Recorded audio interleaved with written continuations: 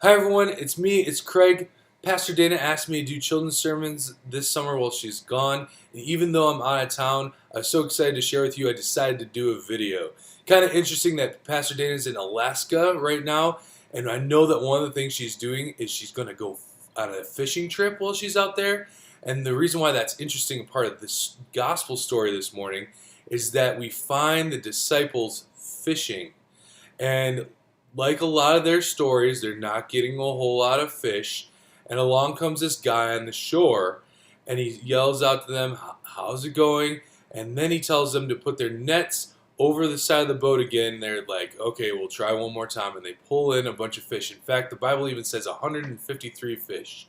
That's a lot of fish, especially in one net. And the disciples come to a realization that, uh-oh, this is Jesus. And they start headed for the shore.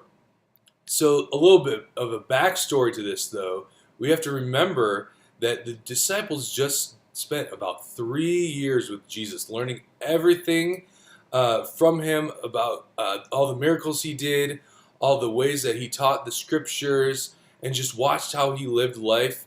And he taught them a whole lot of things. In fact, one of the first things he taught them is he found Peter and a couple of the other disciples doing the same thing, fishing, and he called them to leave their nets and become fishers of men. And here they are 3 years later. Jesus has died on the cross for our sins and rose from the grave. And where does he find the disciples? But fishing.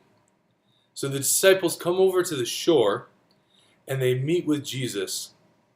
And as I'm reading this, I'm thinking, uh-oh, Jesus is going to be kind of mad. He told them to go be fishers of men, and here they are, back in their comfort zone, fishing.